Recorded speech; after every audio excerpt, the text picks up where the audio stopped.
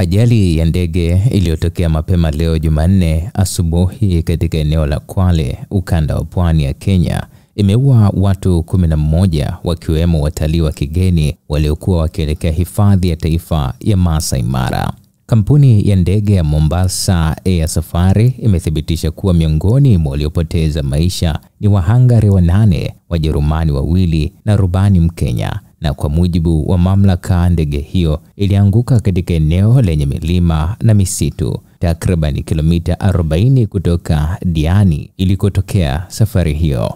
Taarifa ya shirika hilo la ndege haikufafanua ni saa ngapi ndege iliondoka Diani, lakini ilieleza kuwa rubani hakutoa mawasiliano yoyote baada ya kuruka, na mnara wa udhibiti wa safari za anga ulijaribu kumfikia kwa dakika 30 bila mafanikio kabla ya ndege kupatikana ikiwa imeanguka. Stephen Orinde, kamishna wa kaunti ya Kwale, ameliambia shirika la habari la Associated Press AP kuwa ajali hiyo ilitokea saa 11:30 alfajiri kwa saa za Afrika Mashariki, wakati mvua kubwa ikiwa inanyesha katika maeneo ya pwani.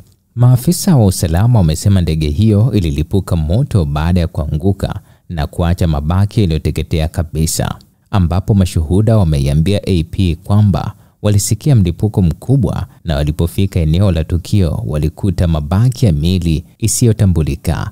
Awali, mamlaka ya usafiri wa anga KCAA nchini Kenya ilikuwa imesema ndege ya aina ya Cessna Caravan ilikuwa imebeba watu 12. Hifadhi ya Masai Mara iliyoko magharibi mwa Kenya ni maarufu kwa uhamaji wa nyumbu kutoka Serengeti nchini Tanzania na ni moja ya vivutio vikubwa vya utalii duniani. Vivyo hivyo, fukwe za Diani na pwani ya Kenya zinajulikana kwa mchanga mweupe na wa kuvutia watalii kutoka mataifa mbalimbali. Ripoti ya hivi karibuni ya shirika la kimataifa la usafiri wa anga ICAO ya mwaka 2018 inaonyesha kuwa Kenya ilikuwa chini ya wastani wa kimataifa katika uchunguzi wa ajali za ndege.